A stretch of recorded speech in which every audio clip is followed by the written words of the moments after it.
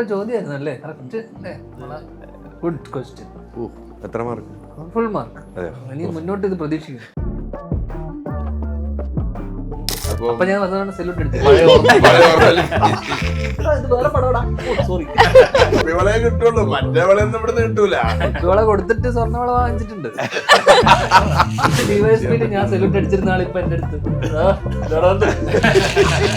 എന്റെ ക്യാരക്ടറെ കുറിച്ച് വലിയ രീതിയിൽ ചർച്ച ചെയ്യപ്പെട്ടിട്ടുണ്ട്. എവിടെയാണ് ആ ചർച്ച നടക്കുന്നത്? എല്ലാ സ്ഥലത്തും ചോദിച്ചപ്പോ അതിന്റെ കൂട്ടത്തിൽ പറഞ്ഞതേ ഉള്ളൂ. കൂടുതലായിട്ട് അങ്ങനെ ഇതാക്കണം.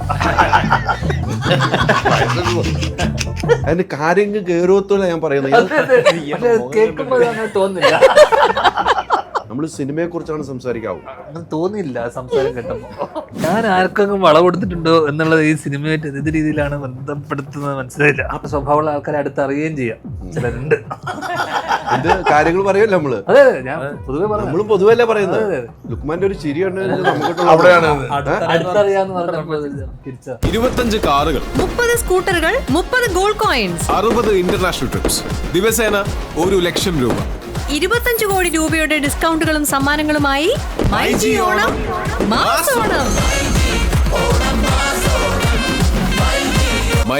MyG future, experience the next. പൂവ് പോലൊരു പുട്ടുണ്ടേ അജ്മിയുടെ പുട്ടും. വിളമ്പാം നല്ല വിശേഷം അജ്മി സ്റ്റീം മെയ്ഡ് പുട്ടുപൊടി. നമസ്കാരം. പുത്തൻ സിനിമയുടെ വിശേഷങ്ങൾ പങ്കുവെക്കാൻ 5 അതിഥികൾ, 5 പേർക്കും സ്വാഗതം. അബൂക്ക അടുക്ക് കൊണ്ടേ ഇരുത്തേക്കുമാണ്. ഒരു കാർന്നോര ലുക്കില് ചോദിച്ചു വാങ്ങിയതാണോ? എന്ത് ആവാം. എന്ത് ഒഴിച്ചു വെക്കണം? എന്തിന്? എന്താ എളിമ ധ്യാന്റെ അവിടെയൊക്കെ ഒരു അങ്ങേറ്റത്ത് ഒന്നും പിടിക്കുന്നില്ല. ഗോവിന്ദ്ജി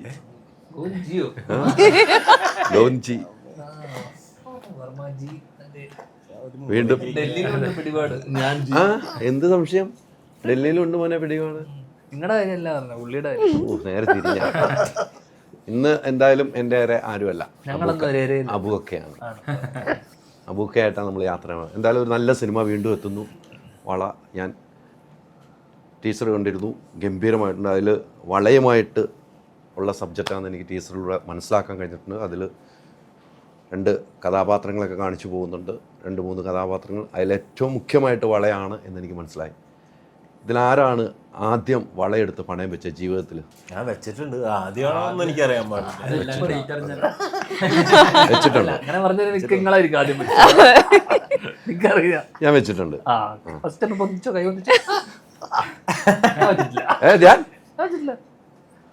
ഇന്ന് വരെ പണയം വെക്കേണ്ടി വന്നിട്ട് വിൽക്കുകയാണ്. അതാണ് കറക്റ്റ്. പണയം വെച്ചിട്ട് പിന്നെ അത് എല്ലാവരും വിൽക്കുന്നതാണ് നല്ലത് അല്ലേ? അബൂക്ക വെച്ചിട്ടുണ്ട്. ഇവിടെയാ ഇപ്പൊ പറഞ്ഞു വരുമ്പോ എല്ലാരും ഭയങ്കര ബുദ്ധിമുട്ടിലാണ്. എല്ലാരും ഇപ്പൊ അല്ല, ആയിരുന്ന സമയത്താണ്. ഈ കഥയിലൂടെ പോകുന്നു, വളയിലൂടെ ഉള്ളൊരു യാത്രയാണ് പോക്ക. നമുക്ക് ഞാൻ ചോദ്യമായിരുന്നു അല്ലേ? കറക്റ്റ്. Good question. എത്ര മാർക്ക്? Full mark. ഇനി മുന്നോട്ട് ഇത് പ്രതീക്ഷിക്കുന്നു. മുന്നോട്ട് പ്രതീക്ഷിക്കേ വേണ്ട. നമുക്ക് ഈ പറഞ്ഞാൽ നല്ലൊരു സബ്ജക്റ്റ് അല്ലേ? എനിക്ക് സിനിമകളെ നമ്മൾ ഒരു 3 ഫാമിലി, ഞാൻ ആ കഥ കേട്ട് 3 ഫാമിലി ആയിട്ട് നിൽക്കുന്ന ഒരു സബ്ജക്റ്റിനാണ്. അബൂക്ക ഇതിനകത്ത് വ്യത്യസ്തമായൊരു കഥാപാത്രം ചെയ്തു എന്ന് ഡയറക്ടർ ഇന്ന് രാവിലെ ഞാൻ സംസാരിച്ച് പറഞ്ഞു. ഇന്ന് വരെ കാണാത്ത അബൂ സലീമിനെ കാണാൻ കഴിയുമെന്ന് പറഞ്ഞു. ഈ കഥ കേട്ട് കഴിഞ്ഞപ്പം അത്ര ഒരു കഥാപാത്രത്തിലേക്ക് എത്താനുള്ള സാഹചര്യം എന്തായിരുന്നു? മോഹൻസിൻ്റെ അടുത്ത് വന്ന് ഞാൻ നമ്മുടെ ബെസ്റ്റി എന്ന് പറഞ്ഞ സിനിമയിൽ അഭിനയിച്ചുകൊണ്ട് ആ ലൊക്കേഷനിലാണ് വന്നത്.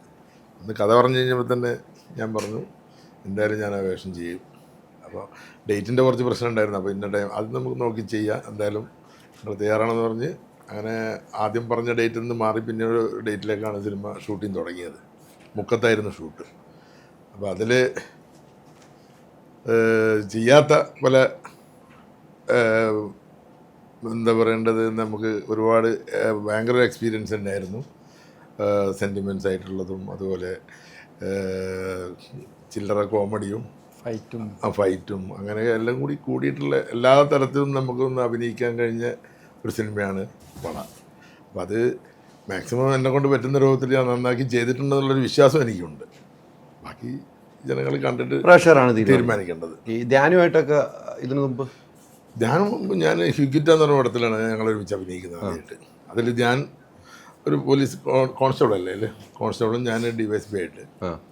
അപ്പോൾ അതിൽ വളരെ എന്താ പറയണ്ടത്, വളരെ കാര്യഗൗരവത്തോടു കൂടി ഉള്ളൊരു അഭിനയവും പെരുമാറ്റവും ഒക്കെ ആയിരുന്നു. പിന്നീട് കാണുന്നത് വളരെ സെറ്റിൽ ഒരു ദിവസം കണ്ടു. അപ്പോൾ ഞാൻ വന്നതാണ് സെല്യൂട്ട് അടിച്ചു.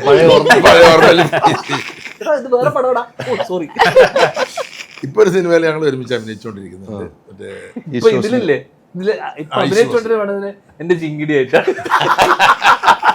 എന്നെ കൊണ്ടത് എന്താണ് കാലത്തിന്റെ അപ്പൊ എല്ലാ തലത്തിലും DYSP ഞാൻ സെല്യൂട്ട് അടിച്ചിരുന്ന ആളിപ്പൊ എന്റെ അടുത്ത്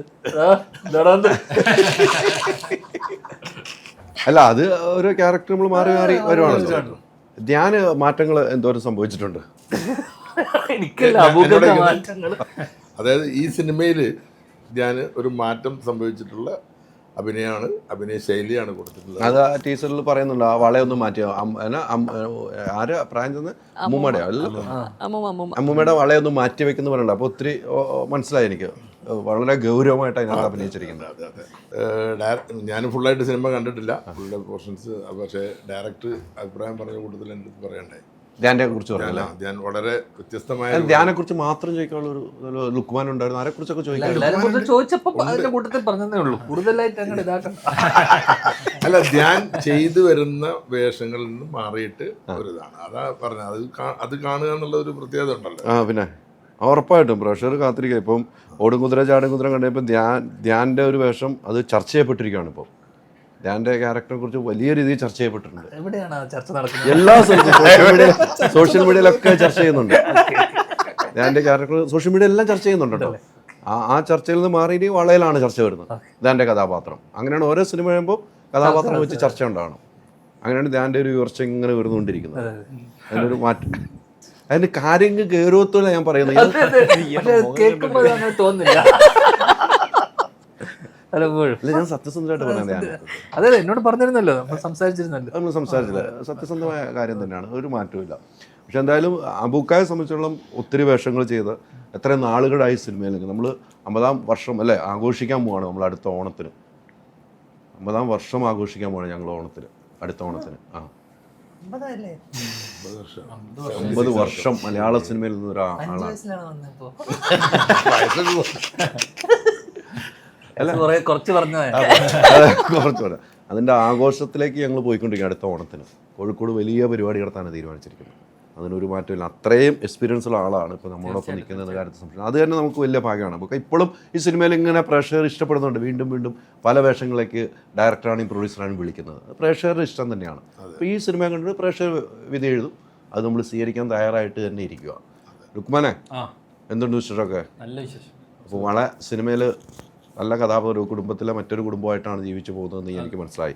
ആ കുടുംബ പശ്ചാത്തലം എങ്ങനെയാണ്? കഥ പറയാൻ പറ്റുമെങ്കിൽ പറഞ്ഞാൽ മതി. അതാണ് ഭാനുപ്രകാശ് എന്നാണ് എൻ്റെ ക്യാരക്ടറിൻ്റെ പേര്. ഫെയറായിട്ട് അഭിനയിക്കുന്നത് ഷീതൽ ജോസഫാണ്.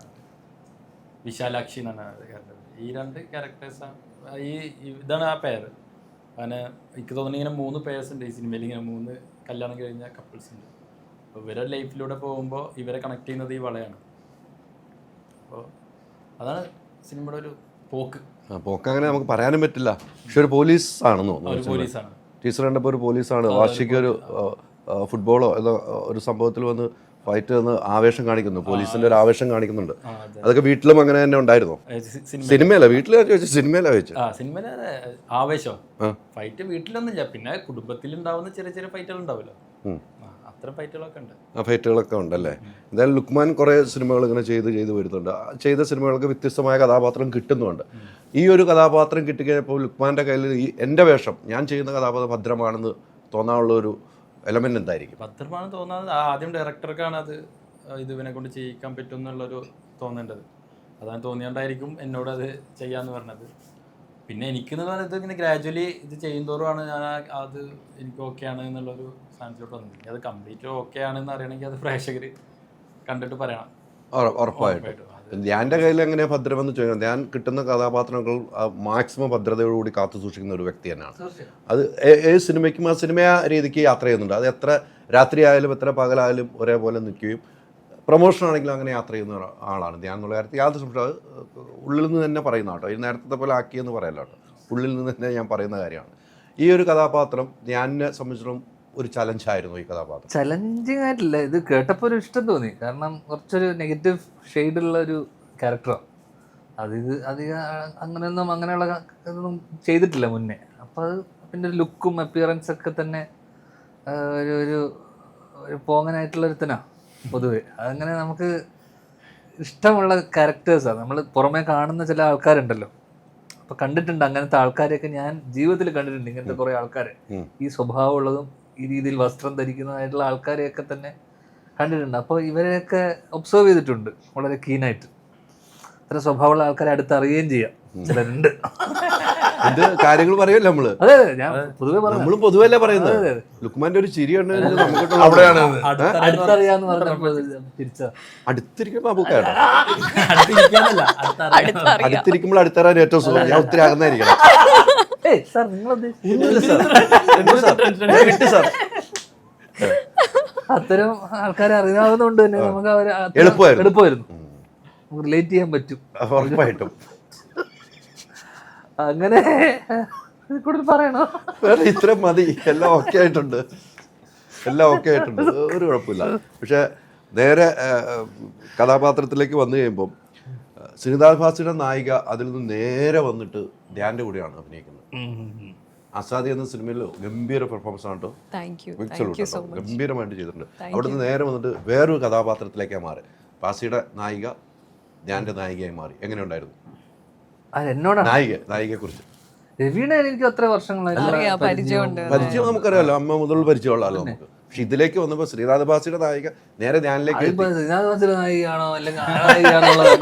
ഭാസിയുടെ സിനിമ കണ്ടിട്ടുള്ളതല്ലോ, ആ സിനിമ കണ്ടാണല്ലോ നമ്മൾ അതിനെ കുറിച്ച് അഭിപ്രായം പറഞ്ഞാലോ. അത് നമ്മൾ പറഞ്ഞു, പക്ഷെ അതിപ്പോ ആരുടെ നായിക എന്നുള്ളതല്ലോ. എങ്കിലും അതിന്റെ ഒരു വ്യത്യാസം, അതിന്റെ ഒരു ബഹുമാനം ഞാൻ കൊടുത്തിരുന്നു ശ്രീനാഥ് ഭാസിയുടെ കൊടുത്തിരുന്നല്ലോ. അത് തന്നെയാ ചോദിക്കുന്നത്, ശ്രീനാഥ് ഭാസിക്ക് ബഹുമാനം കൊടുക്കുന്ന ഞാൻ രീതിയിലൊക്കെ ആയിരുന്നു വെൽക്കമിങ് ഒക്കെ. മറ്റേ പീഡിയും പാട്ടൊക്കെ എല്ലാം ചെയ്തിട്ട് അതെ നിങ്ങളറിയാലോ ശ്രീനാഥ് ഭാസ്. പിന്നെ നമ്മുടെ അടുത്ത സുഹൃത്തല്ലേ, എന്ത് സംശയിക്കണം? ഒരു സംശയമില്ല. അല്ല നമ്മളെ സുഹൃത്തുക്കള് നിങ്ങളെ സുഹൃത്തുക്കള്, നമ്മളെല്ലാം സുഹൃത്തുക്കളാണ്. പക്ഷെ നിങ്ങളെ സൗഹൃദം ഇപ്പൊ അടുത്ത് ഉടലെടുത്ത സൗഹൃദം. ഞങ്ങള് നേരത്തെ സൗഹൃദം എടുത്ത് പിന്നെ ഒന്നും കൂടെ ഒന്ന് അകന്നിട്ട് അങ്ങനെയല്ലോ, സൗഹൃദം പിന്നെ അകലുന്നില്ല, സൗഹൃദമായിട്ട് മുന്നോട്ട് പോകുന്നു. ഈ കഥാപാത്രത്തിൽ നേരത്തെ പറഞ്ഞ ഒരു നെഗറ്റീവ് ഷെയ്ഡുണ്ട്.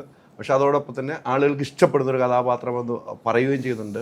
ഒരു വീട്ടിലുണ്ടാകുന്ന സംഭവം, നേരത്തെ പറഞ്ഞ സംഭവമല്ലോ, ആ വീട്ടിലുണ്ടാകുന്ന അനുഭവം അടുത്ത വീട്ടിലെ അനുഭവമായിട്ട് നമ്മൾ ഒത്തു നോക്കാറുണ്ടോ? ആ വീട്ടിൽ അങ്ങനെയാണല്ലോ, നമ്മളിങ്ങനെ ആയാൽ മതിയോ എന്ന് ചിന്തിക്കുന്ന കഥ വരുന്നുണ്ട് ഇതിനകത്ത്. വളയിലുള്ള പ്രശ്നമുണ്ട്, വള കൊണ്ടുള്ള പ്രശ്നമുണ്ട്, അത്രേ ഉള്ളൂ. അതല്ലേ പറയേണ്ടത്. അല്ല, വളരെ ഒരു ലോക്കാണ്, അതിന്റെ ലെറ്ററിംഗിൽ തന്നെ ഒരു ലോക്കായിട്ടാണ്. അതൊരു ലോക്കാവുന്നുണ്ട്. വള ഞങ്ങൾക്കിടയിൽ ഒരു കോമൺ ഫാക്ടറാണ്. അല്ല സ്വാഭാവികം ഊഹിച്ചെടുക്കാവുന്നുള്ളൂ. വർഷങ്ങളായിട്ട് പരിചയമുള്ളതാണ്, കുടുംബ സുഹൃത്ത് പോലെയാണ് അല്ലേ? ഈ സിനിമയിൽ നിങ്ങൾ ഒരുമിച്ച് അഭിനയിക്കുന്ന ആദ്യമായിട്ടായിരിക്കും. ആദ്യമായിട്ട് എങ്ങനെയുണ്ട് ധ്യാന്റെ കൂടെയുള്ള അഭിനയ എക്സ്പീരിയൻസ്? പരിചയമുള്ളതുകൊണ്ട് തന്നെ ഇവിടെ ഡയറക്ടറായിട്ട് എനിക്ക് അറിയാം. ലവ് ആക്ഷൻ ഡ്രാമ ഞാൻ ഡബ് ചെയ്തിട്ടുണ്ട്. അപ്പൊ ആ സമയം തൊട്ട് അറിയുന്നത്. ഡയറക്ടറായിട്ടും ആക്ടറായിട്ടും ഇന്റർവ്യൂലും എല്ലാം ഒരേപോലെ നാച്ചുറൽ. ഏറ്റവും ഇഷ്ടം ഡയറക്ടറാണോ ആക്ടറാണോ ഇന്റർവ്യൂ ആണോ? അല്ല, എനിക്ക് ഡയറക്ടർ ആക്ച്വലി ഇഷ്ടമാണ്. ഒരു ദിവസം ഞാൻ വർക്ക് ചെയ്തിട്ടുള്ളൂ. പക്ഷെ അന്ന് എനിക്ക് ഭയങ്കര നന്നായി പറഞ്ഞു തന്നു, എന്താ എക്സ്പെക്ട് ചെയ്യുന്നത്, എന്താ ക്യാരക്ടർ, അതൊക്കെ ഫൺ, നല്ലതായിരുന്നു. നല്ല ഈ റോള് ലൈക്ക് ഈ സെറ്റ് എനിക്കും ഒരു നെഗറ്റീവ് ഷെയ്ഡ്, ഒരു രണ്ടുപേരും ആക്ച്വലി കൂതറ ക്യാരക്ടേഴ്സാണ് ഈ സിനിമയിൽ. അതെ, അപ്പം നല്ല ഒരു ഡിഫറെന്റ് എക്സ്പീരിയൻസ് ആയിരുന്നു. ടീച്ചറിൽ തന്നെ കാണിക്കുന്നത്, നിങ്ങളുടെ വിവാഹം കഴിഞ്ഞിട്ടുള്ള ഡയലോഗൊക്കെ ടീച്ചറിൽ കാണിക്കുന്നത്. അത് പ്രേക്ഷകർ ശരിക്കും ഏറ്റെടുത്ത് കഴിഞ്ഞു. ആ ടീച്ചർ തന്നെ ഇപ്പോൾ ഏറ്റെടുത്ത് കഴിഞ്ഞിരിക്കുകയാണ്. ഇനി ബാക്കി വരുമ്പോഴാണ് പ്രേക്ഷകർക്ക് കൂടുതൽ മനസ്സിലാക്കാൻ പറ്റില്ല. ആ ടീച്ചറിൽ തന്നെ നമ്മൾ പറഞ്ഞു പോകുന്നുണ്ട്, കഥ പറഞ്ഞു പോകുന്നു. നിങ്ങളുടെ വിവാഹ ജീവിതത്തിന് ശേഷമാണ് ഈ വളയുമായി ബന്ധപ്പെട്ട് കാര്യങ്ങൾ പോകണമെന്ന്. ഇനി നമ്മൾ പ്രേക്ഷകരിലേക്ക് എത്തിക്കാനേ പറ്റുള്ളൂ. എന്തായാലും ഹാപ്പിയാണ് അല്ലേ? ഈ സിനിമയിലും ഈ ഒരു സബ്ജക്റ്റിൽ എത്താൻ പറ്റില്ല, വളരെ സന്തോഷവതിയാണ് അല്ലേ? അങ്ങനെ ആകണം. ഗൗൻജിയുടെ പാട്ടുകൾ, ഇതിൻ്റെ മ്യൂസിക്കുകൾ, ഇതായിരിക്കും ഏറ്റവും ഹൈലൈറ്റ് എന്ന് ഞാൻ വിശ്വസിക്കുന്നു. 7, 8, 9, 10 പാട്ടുകളും മ്യൂസിക്കുമായിട്ട് പോകുന്നുണ്ട്. താങ്കളെ സംബന്ധിച്ചിടത്തോളം നമുക്കറിയാം, നമ്മൾ ഇതിനു മുമ്പ് ഇരുന്നിട്ടുണ്ട്. പക്ഷേ എന്തും പറയാനും ചോദിക്കാനും അധികാരമുള്ള വ്യക്തി തന്നെയാണ്. എങ്ങനെയായിരുന്നു ഇതിലെ ഒരു യാത്ര? ഇത് എനിക്ക് മുഹാഷിനെ നേരത്തെ പരിചയമുണ്ട്. മുഹാഷൻ കഠിനകടവരം ഞങ്ങൾ ഒരുമിച്ച് ചെയ്തതാണ്. അപ്പോൾ ഇതിൻ്റെ കഥ എനിക്ക് വളരെ നേരത്തെ അറിയാം. എനിക്ക് തോന്നുന്നു ഞാനാണ് ഏറ്റവും ആദ്യം കേൾക്കുന്ന ഒരാളുകളിൽ ഒരാൾ പടത്തിൻ്റെ കഥ. അപ്പോൾ ഞങ്ങൾ നേരത്തെ ഇത് ട്രീറ്റ്മെൻറ്റ് വൈസ് തന്നെ നമ്മൾ തീരുമാനിച്ചിരുന്നു ഇതൊരു മ്യൂസിക്കൽ ആയിട്ട് തന്നെ ട്രീറ്റ് ചെയ്യാം. ഒരു തിയേറ്റർ, അതായത് കഠിനകടവരം പോലെയേ അല്ല, വളരെ തിയേറ്റർ എൻഗേജിങ് ആയിട്ട് തന്നെ മീറ്ററുകളെല്ലാം പിടിച്ച് അങ്ങനെ ഒരു പരിപാടിയാണ് ഇതിനകത്ത് പിടിക്കാൻ നോക്കിയിരിക്കുന്നത്. വർക്കായോ ഇല്ല എന്നുള്ളതൊക്കെ തിയേറ്ററിൽ വരുമ്പോൾ അറിയാം.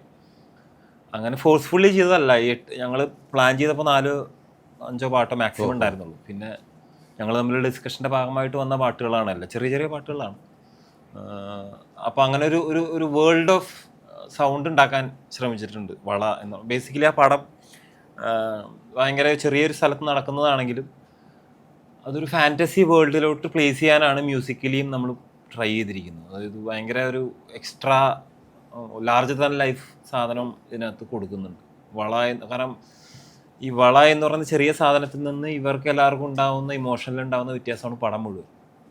മെറ്റീരിയൽ ആയിട്ടുള്ള ഈ ഒരു സാധനത്തിൽ നിന്ന് ഉണ്ടാകുന്ന സാധനമാണ്. അപ്പോൾ അതുകൊണ്ട് ആ മെറ്റീരിയലിന് അത്ര ഇമ്പാക്റ്റ് വേണം എന്നുള്ളത് കൊണ്ട് വളയ്ക്ക് തന്നെ ഒരു തീമും അതിനൊരു സൗണ്ടും അങ്ങനെയുള്ള പരിപാടിയൊക്കെ പിടിക്കാൻ ശ്രമിച്ചിട്ടുണ്ട്. കിട്ടുമെന്ന് തോന്നുന്നു. അല്ല, ശ്രമമൊന്നും പരാജയപ്പെട്ടിട്ടില്ല ഇന്ന് വരെ. എല്ലാവരും ഏറ്റെടുത്തിട്ടുള്ളൂ. അതുകൊണ്ടാണല്ലോ ഇങ്ങനെ ഒരേ സിനിമകൾ മാറുമ്പോൾ അടുത്തടുത്ത പടങ്ങൾ കൂടുതൽ മ്യൂസിക്കിലേക്കും കൂടുതൽ പാട്ടുകളിലേക്ക് എത്താൻ പറ്റുന്നത്. ആ ശ്രമം പ്രേക്ഷകർ ഇഷ്ടപ്പെടുന്നതുകൊണ്ട് തന്നെയാണ് ഗോവിന്ദിനൊക്കെ ഒന്ന് കിട്ടാനാ പാടുള്ളൂ നമുക്ക്.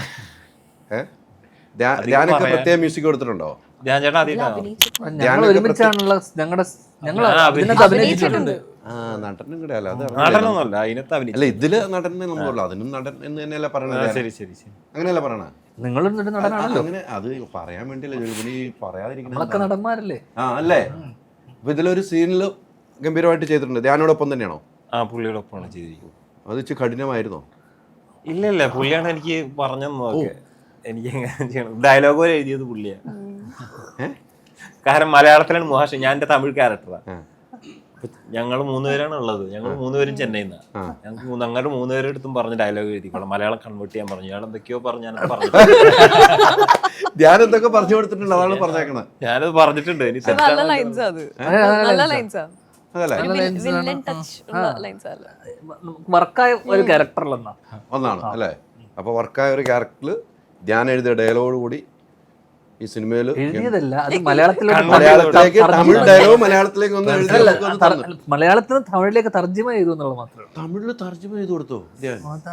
എനിക്ക് അത്യാവശ്യം തമിഴ് അറിയാവുന്നത് കൊണ്ട്, അദ്ദേഹത്തിന് തമിഴ് അറിയാം, അതൊന്ന് ജസ്റ്റ് ഒന്ന് പറയാൻ പാകത്തിനാക്കി, അത്രേ ഉള്ളൂ. അബുക്ക പല സിനിമയിലും, പണ്ടൊക്കെ സിനിമയിൽ പണ്ട് ഇടിമേടിക്കാൻ ഫ്ലൈറ്റിൽ കയറി അവിടെ പോയി ഇടിമേടിച്ച് തിരിച്ചു വന്ന് ഇടിമേടിക്കുന്ന ഒരു കഥാപാത്രങ്ങളിലൂടെ പോയ അബുക്കാനൊക്കെ മാറ്റിമറിച്ചിട്ടുണ്ട് ഈ കാലഘട്ടത്തിൽ. ഇപ്പോഴത്തെ കാലഘട്ടത്തിൽ ഇവരൊക്കെ പുതിയ പുതിയ ആളുകളായിട്ട് വന്നുകൊണ്ടിരിക്കും. ഒരു ചേഞ്ച് അബുക്കാടെ ജീവിതത്തിൽ ഉണ്ടായേക്കുന്നത് എങ്ങനെയാണ്? അല്ല, അത് ഞാൻ പറഞ്ഞില്ലേ, ഇപ്പം നിങ്ങൾ നേരത്തെ പറഞ്ഞ മാതിരി തന്നെ 50 വർഷമാകാൻ പോകുന്നു. അപ്പം എല്ലാ മഹാരാജന്മാരുടെ കൂടെയും ഇങ്ങനെ ഒരു യാത്ര ചെയ്തതെന്ന് ഇപ്പോൾ ഇവരുടെ കൂടെയും ചെയ്യാൻ കഴിയുന്നുണ്ടല്ലോ എന്നുള്ളത് ഏറ്റവും വലിയ ഭാഗ്യമായിട്ട് ഞാൻ കണക്കാക്കുന്നത്. കാരണം ഈ കാലഘട്ടത്തിലും നമുക്ക് പടങ്ങൾക്ക് കുറവില്ല, അത്യാവശ്യത്തിലുള്ള പടങ്ങളുണ്ട്, വെറൈറ്റി വേഷങ്ങൾ ചെയ്യാൻ പറ്റുന്നുണ്ട്. അതിൽ വലിയ സന്തോഷം തന്നെയാണ്. അതായത് ആ അനുഭവം എന്ന് പറഞ്ഞാൽ സന്തോഷാനുഭവം തന്നെയാണ്. അതിൽക്കുള്ള വേറെ എന്ത് കിട്ടാനല്ലേ? വേറെ എന്ത് കിട്ടാനാ? കിട്ടുന്നൊരു ഭാഗ്യം അത്ര വലുതാണ്. അതെ. ചെയ്യാത്ത നടന്മാർ ഏത് നടൻ്റെ കൂടെയാ ചെയ്യാത്തതെന്ന് വെച്ചാൽ ആരും ഉണ്ടാവില്ല അന്ന് മുതൽ ഇന്ന് വരെ അല്ലേ? തമിഴ്, തെലുങ്ക്, കന്നഡ, ഹിന്ദി, കന്നഡ പടം വരെ അഭിനയിച്ചു. അവിടെയാണ് വിജയം. നമുക്കൊക്കെ അഭിമാനമല്ലേ? എവിടെ പോയാലും അബൂക്കാടെ പേര് പറയാൻ പറ്റും. എന്ന് വെച്ചാൽ അവിടെയൊക്കെ അഭിനയിച്ച് വെച്ചിരിക്കുന്ന കഥാപാത്രങ്ങൾ ഒന്നിനൊന്നിനും മികച്ചതുമാണല്ലോ. ഈ ലുക്മാൻ്റെ അഭിനയങ്ങളും ധ്യാൻ്റെ അഭിനയമായിട്ട് രണ്ടും 2 ടൈപ്പായിരിക്കും എന്ന് എനിക്ക് തോന്നാറുണ്ട്. അബൂക്കാക്ക് തോന്നി എങ്ങനെയായിരിക്കും ഇവരുടെ സ്റ്റൈല്? ലുക്മാൻ്റെ ഞാൻ പറഞ്ഞില്ല, ഇപ്പോൾ ലുക്മാൻ 3ാമത്തെ പോലീസ് വേഷമാണ് ഇപ്പോൾ ഇതിൽ ചെയ്യുന്നത്. പോലീസ് വേഷം 3ാമത്തെ അല്ലാതെ ഈ 3 എനിക്ക് ഞാൻ കണ്ടത് ഇത് 3 തരത്തിൽ അവൻ അത് ചെയ്തിട്ടുണ്ട്. അല്ലാതെ ആദ്യത്തെ പടത്തിലെ പോലീസ് തന്നെയല്ല ഇതിൽ അടുത്ത് വന്നതിൽ. ഇതിൽ അതിലും വ്യത്യസ്തമായിട്ടാണ്. അത് വലിയൊരു കഴിവാണ്, ഒരു നടൻ്റെ വലിയൊരു കഴിവാണ് അത്. പണ്ട് സിനിമയിൽ ഒരു SI വേഷം കിട്ടിയ തമിഴ്നാട്ടിലുള്ളൊരു ആർട്ടിസ്റ്റ് ഉണ്ടായിരുന്നു. മലയാളത്തിലൊക്കെ ഇപ്പോഴും സ്ഥിരം വിളിക്കുക. SI വേഷം വന്നാൽ പുള്ളിയെ വിളിക്കുകയായിരുന്നു അന്ന്. പുള്ളിയുടെ പേരിൻ്റെ കൂടെ SI കൂട്ടും ചെയ്തു പിന്നീട്. അപ്പം അതുപോലെ ഒരു പാറ്റേൺ പോകാതെ നമ്മൾ ഏത് വേഷം ചെയ്ത് കഴിഞ്ഞാലും അതിൽ ക്യാരക്ടർ അത് മാറ്റിയെടുക്കുന്നത് ഒരു ആക്ടറുടെ ഏറ്റവും വലിയ കഴിവാണ്.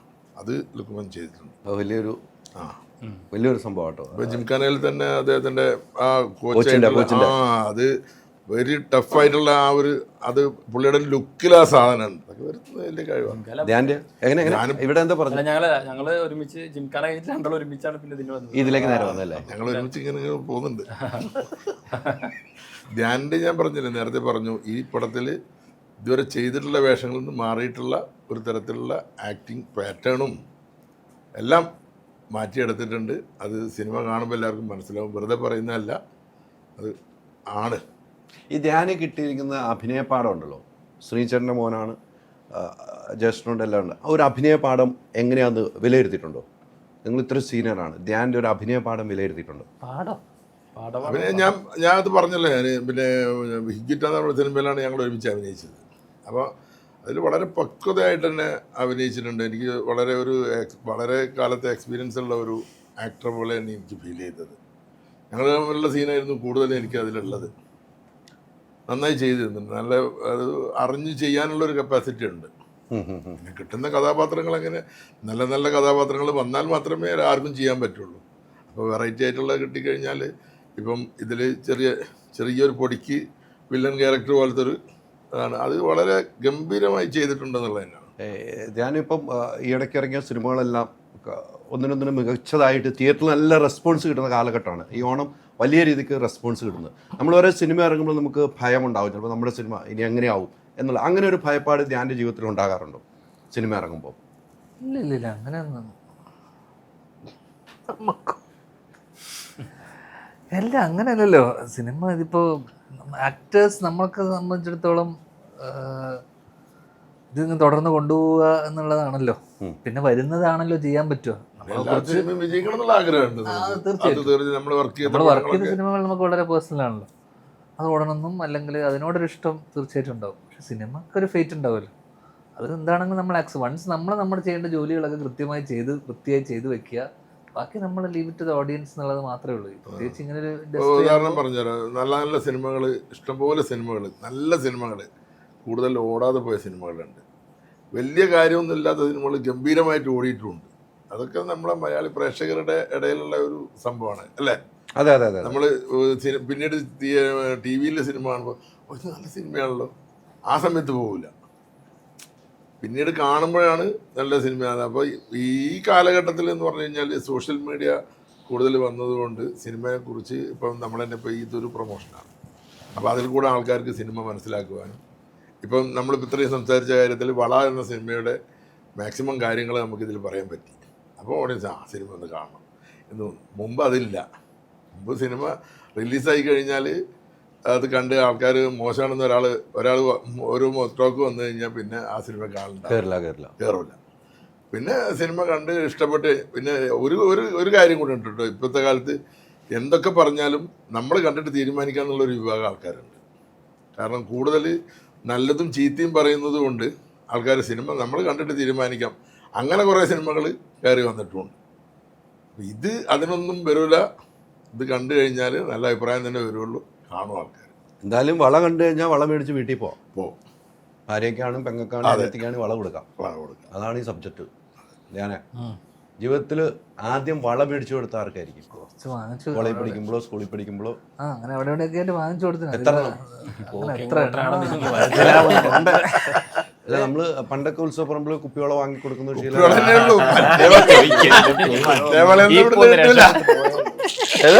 കുപ്പിവളയെ കിട്ടുള്ളൂ, മറ്റേ വളയൊന്നും ഇവിടുന്ന് കിട്ടൂല. കുപ്പിവള കൊടുത്തിട്ട് സ്വർണ്ണവള വാങ്ങിച്ചിട്ടുണ്ട്. കൊടുത്തിട്ട് സ്വർണ്ണം തിരിച്ചു കിട്ടും അല്ലേ? ബാർട്ടർ അത് ചെയ്തിട്ടുണ്ടല്ലേ? ഓർമ്മകളുടെ യാത്ര ഈ വള സിനിമയുടെ പേര് കേട്ടപ്പോൾ തോന്നിയായിരുന്നു നമ്മുടെ ഓർമ്മകൾ? ഒരുപാട് ഓർമ്മകളുണ്ടല്ലോ. അപ്പൊ പിന്നെ കൂടുതലങ്ങ് ഓർക്കാൻ പോയില്ല. ഒത്തിരി ഓർമ്മകളുണ്ട്, ഓർക്കാൻ പോയില്ല എന്നുള്ളതാണ് സത്യമല്ല. ഈ അനുഭവത്തിന്റെ കാര്യം വിട്ടു. വളയാണ് ഇവിടെയൊക്കെ എത്തുന്ന വളയിലാണ് എത്തുന്നത്. എന്താണത്? വളയിലുള്ള അനുഭവമാണ് ഏറ്റവും വലുത്. നമ്മൾ സിനിമയെ കുറിച്ചാണ് സംസാരിക്കാവൂ. തോന്നിയില്ല സംസാരം കേട്ടപ്പോ. ഇത്രയും സിനിമയെ കുറിച്ച് സംസാരിച്ച ഒരാളോട് ഞാൻ മാത്രം ഉള്ളാവുന്ന ഞാൻ ആർക്കെങ്കിലും വള കൊടുത്തിട്ടുണ്ടോ എന്നുള്ളത് ഈ സിനിമയായിട്ട് ഏത് രീതിയിലാണ് ബന്ധപ്പെടുത്തുന്നത് മനസ്സിലായില്ല. ആ പേരിൽ പേരിൽ 10 പ്രാവശ്യം വള എന്ന് എനിക്ക് പറയാൻ കഴിയുന്നുണ്ട്. അങ്ങനെ 2-3 പ്രാവശ്യം വെറുതെ വളവളന്നൊക്കെ പറഞ്ഞാൽ മതി. വള എന്ന് പറഞ്ഞാൽ മതിയെന്നോ? ഒരിക്കലും അല്ല. ലുക്മാനെ സംബന്ധിച്ച് ലുക്മാന്റെ ഓരോ ഇപ്പൊ അബുക്ക പറഞ്ഞോ, ഓരോ പോലീസ് വേഷങ്ങളും വേറെ പോലീസ് വേഷം. ഗുണ്ടയിലെ പോലീസ് അല്ല മറ്റ് വേഷത്തിൽ വരുമ്പോൾ ജിങ്കാനയുടെ കാര്യം വരുമ്പോൾ അത് വെറൈറ്റി ആയിരുന്നു. ഇതിലും അതുപോലെ ഒരു ക്യാരക്ടർ കൊണ്ടുവരാൻ ലുക്മാന് കഴിഞ്ഞിട്ടുണ്ട് എന്നാണ് ഡയറക്ടറൊക്കെ പറയുന്നത്. കണ്ടവർ പറയും ലുക്മാൻ സിനിമ കണ്ടെങ്കിൽ ലുക്മാനും അങ്ങനെ തോന്നാം. പക്ഷേ ഇനി പ്രേക്ഷകർ തീരുമാനിക്കും. ലുക്മാന്റെ ഒരു ധൈര്യമുണ്ടല്ലോ, വീണ്ടും ഒരു പോലീസ് വേഷം ചെയ്യുമ്പോൾ അത് കൈകാര്യം ചെയ്യാനുള്ള ധൈര്യം എവിടെ നിന്ന് വരുന്നു?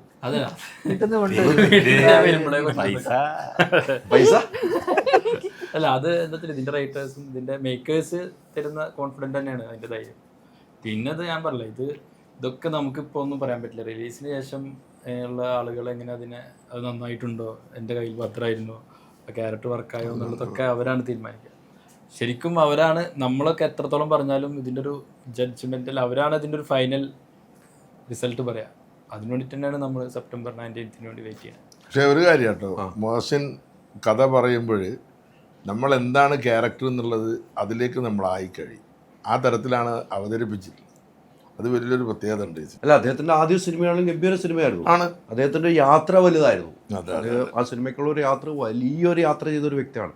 എനിക്ക് തോന്നുന്നു എൻ്റെ അന്നത്തെ ഇൻ്റർവ്യൂവിൽ അദ്ദേഹം മനസ്സോറും സംസാരം വലിയൊരു യാത്ര ചെയ്തിട്ട് ഇവിടം വരെ എത്തിയിരിക്കുന്ന ഒരു മനുഷ്യനാണ്. അപ്പോൾ അദ്ദേഹത്തിൻ്റെ കഥകളിലോ അദ്ദേഹത്തിൻ്റെ ഡയറക്ഷനൊന്നും മാറ്റം വരില്ല. അത്രയും പഠിച്ച് വന്നേക്കുന്ന ഒരു വ്യക്തിയാണ്. അതെനിക്ക് എവിടെയും പറയണം. എൻ്റെ ഒരു ഇൻ്റർവ്യൂവിൽ അമ്മയുണ്ടായിരുന്ന ഇൻ്റർവ്യൂവിൽ അതിൽ അദ്ദേഹം ആദ്യമായിട്ടൊരു മനസ്സ് പറയുമ്പോൾ നമുക്ക് തന്നെ ഭയങ്കര ഫീൽ ചെയ്ത ഒരു കേസാണ്. അദ്ദേഹം അത്രമാത്രം യാത്ര ചെയ്തിട്ടുണ്ട്. അപ്പോൾ അതിന് ഒരു ഫലം ഉണ്ടാവുമല്ലോ ഒരു സിനിമയ്ക്ക്. ആ കാത്തിരിപ്പിന് വലിയ ഫലം ഉണ്ടാവും, ഒരു മാറ്റവും ഇല്ല. ഈ നിലവിൽ ഓണ ദിവസങ്ങളിലൊക്കെയാണ് കടന്നു പോകുന്നത്. ഓണമൊക്കെ എങ്ങനെയാണ് ധ്യാനെ? കുഴപ്പമില്ല. ഇപ്പോൾ 2 ദിവസമുണ്ട്, കഴിഞ്ഞ് തിരിച്ച് നമ്മൾ ഒരുമിച്ച് സിനിമ ചെയ്തു. നിങ്ങൾ രണ്ടുപേരും ഈസ്റ്റ് കോസ്റ്റിൻ്റെ സിനിമയിൽ ഒരുമിച്ച് പോയി അഭിനയിക്കുന്നുണ്ട്. നമ്മൾ ഒരുമിച്ച് ഒരു ദിവസം അഭിനയിച്ചു. 2 ദിവസം ഉണ്ടായിരുന്നു.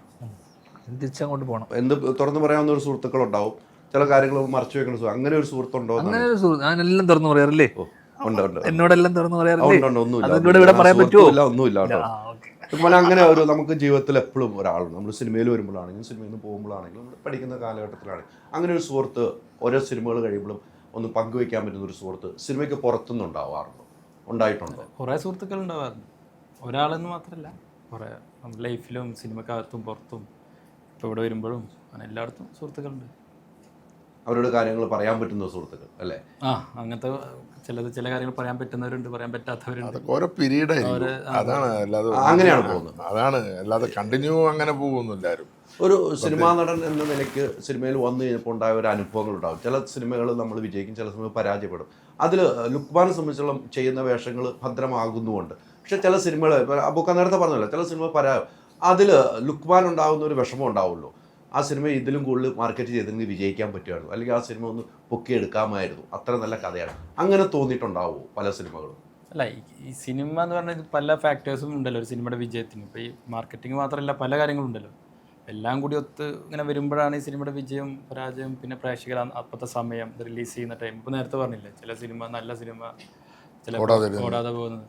അപ്പോൾ സിനിമ ഇറങ്ങുന്ന സിനിമ നല്ലതിൻ്റെ ഉപരി അത് ഇറങ്ങുന്ന അപ്പോഴത്തെ ഒരു സോഷ്യൽ പരിപാടി, അപ്പോഴത്തെ ഒരു മഴ ഉണ്ടെങ്കിൽ പോലും ചിലപ്പോൾ സിനിമയുടെ ഫസ്റ്റ് ഡേ എന്നെ ബാധിച്ചേക്കാം. അപ്പോൾ അങ്ങനെ പല ഫാക്ടേഴ്സ് ഉണ്ട്.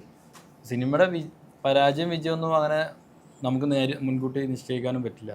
അപ്പോൾ സോ അതിലൊരു പരിധി വിട്ടിട്ട് സങ്കടപ്പെടാറോ അല്ലെങ്കിൽ പരിധി വിട്ട് സന്തോഷിക്കാറോ ഇല്ല. നമുക്കൊരു മീറ്ററിൽ തന്നെ പിടിക്കാറ് കാര്യമില്ല. അങ്ങനെ കുറേ സങ്കടപ്പെട്ടും കാര്യം ചിന്തിച്ചിട്ടും കാര്യമില്ല. പോയത് തന്നെയാണ്. കിട്ടിയാണ്. ഈ റിവ്യൂ സിനിമയെ തകർക്കുന്നുണ്ടോ? അറിയില്ല, അത് ഓരോ വ്യക്തികളുടെ അഭിപ്രായമല്ലേ. അതെന്തായാലും വളർച്ചയും തളർച്ചയും ഉണ്ടാവും അതിൽ. തിയേറ്ററിൽ നല്ലതാണെങ്കിൽ നന്നായി വളരും, മോശമാണെങ്കിൽ തളരും. അങ്ങനെയുള്ള ഞാൻ ജീവിതത്തിൽ സിനിമ റിവ്യൂ മൈൻഡ് ചെയ്യാത്ത ഒരാളാണ്.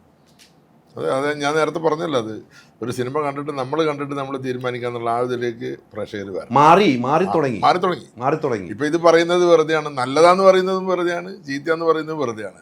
നമ്മൾ കണ്ടിട്ട് തീരുമാനിക്കാന്നുള്ളതിൽ സിനിമക്ക് പോകണം. നമ്മൾ പോയി കണ്ട് ആ സിനിമ എനിക്ക് ഇഷ്ടപ്പെട്ടെങ്കിൽ എനിക്ക് ഇഷ്ടപ്പെട്ടു, അല്ല ഒരാൾ എൻ്റെ അഭിപ്രായം കേട്ട് മറ്റാൾ. എന്താ അറിയോ, ജനറലി കൂടുതൽ ആൾക്കാർ പ്ലസ് പോയിന്റാണ് പറയുന്നതെങ്കിൽ സിനിമയ്ക്ക് അത് നല്ല ഗുണം ചെയ്യും. കൂടുതൽ ആൾക്കാർ മോശമായിട്ട് പറയുമ്പോൾ അത് താന്നു. ചില തിയേറ്ററിൽ ഫാമിലി ആയിട്ടൊക്കെ പോകുന്ന ആൾക്കാർ ചിലപ്പോൾ ആലോചിക്കും, അത് മോശമാണെങ്കിൽ പിന്നെ പോകണം, കണ്ടിട്ട് പോയി നോക്കാം. അതിൽ ചിലപ്പോൾ ഒറ്റയ്ക്ക് പോകും. നല്ലതാണെങ്കിൽ വീണ്ടും ഫാമിലി കൂട്ടി പോകും. അങ്ങനെയൊക്കെയാണ് ഇവിടെ സംഭവിക്കുന്നത്. പിന്നെ പറയുന്ന അഭിപ്രായം പറയുന്ന ഓരോരുത്തരുടെ സ്വാതന്ത്ര്യമാണ്. പക്ഷേ ഇടിച്ചു താത്തി പറയുന്നത് ആവശ്യമില്ല എന്നുള്ളതാണ് അഭിപ്രായം. സിനിമയെക്കുറിച്ച് പറഞ്ഞാൽ ഒരേ വ്യക്തികളെ അതെ അല്ലേ വ്യക്തിഹത്യ ചെയ്യുന്ന രീതിയിൽ പോകുന്നതാണ് അതെ അതെ ഇവിടെ എപ്പോഴും ചില ആളുകളിൽ നിന്നും കാണാൻ കഴിയുന്നത്. അത് വേണ്ട എന്നുള്ളത് തന്നെയാണ്. അതെ അല്ലേ? അങ്ങനെ വേണ്ട. അമ്മ നല്ലൊരു ഡബ്ബിങ് ആർട്ടിസ്റ്റ് ആയിരുന്നു. ആ പാതയിലൂടെ വന്ന് ഇപ്പം അഭിനയത്തിലേക്ക് വന്നിരിക്കുന്നു. അഭിനയത്തിലാണോ ഏറ്റവും പ്രിയം? എനിക്ക് രണ്ടും ഇഷ്ടമാണ്, രണ്ടും ഈക്വലി ഇഷ്ടമാണ്. ഇപ്പോൾ ഡബിങ് കുറേ ഇപ്പോൾ ചെയ്തു. ഐ തിങ്ക് ഹീറോയിനെ ഡബ് ചെയ്തിട്ട് ഒരു 10-12 years ആയി. ഹീറോയിൻസിന് അങ്ങനെ ഡബ് ചെയ്ത് ഇപ്പോഴും ഡബ് ചെയ്യുന്നുണ്ട്. ആക്ടിങ് ഇപ്പോൾ കുറച്ച് അധികം ചെയ്യുന്നു. ലാസ്റ്റ് ഡബ് ചെയ്ത ആർക്കായിരുന്നു? തമിഴിലാണ് 2-3 സിനിമ ചെയ്തിട്ടുണ്ട്. ലൈക്ക് ടൈറ്റിൽസ് എന്നും പറയാനായിട്ടില്ല. ഐ തിങ്ക് മലയാളം കുറച്ച് ആയി ചെയ്തിട്ട്.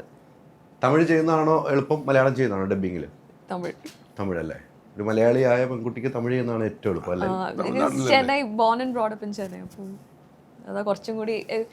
മലയാളം ചെയ്യുമ്പോൾ എനിക്ക് കുറച്ച് തലശ്ശേരി സ്ലാങ് കയറി വരും. വീട്ടില് തലശ്ശേരി ഭാഷയാണ്. അപ്പം ധ്യാൻ വരുന്ന പോലെ. അതെ അതെ. അപ്പം തമിഴാണ് ഏറ്റവും എളുപ്പം അല്ലേ? ഈ ധ്യാൻ്റെ കൂടെ ഇപ്പം സിനിമയിലുള്ള യാത്ര കുടുംബ സുഹൃത്താണ്. ഏറ്റവും നേരത്തെ പറഞ്ഞ ധ്യാൻ്റെ സിനിമയും ഇൻ്റർവ്യൂ ഒക്കെ ഇഷ്ടമാണ് നമ്മളും. ധ്യാൻ എന്തെങ്കിലും ഉപദേശം തന്നിട്ടുണ്ടോ സിനിമയിൽ വന്നിട്ട്? ഇല്ല, അങ്ങനെയൊന്നുമില്ല. ഇല്ല അല്ലേ? ഇല്ല.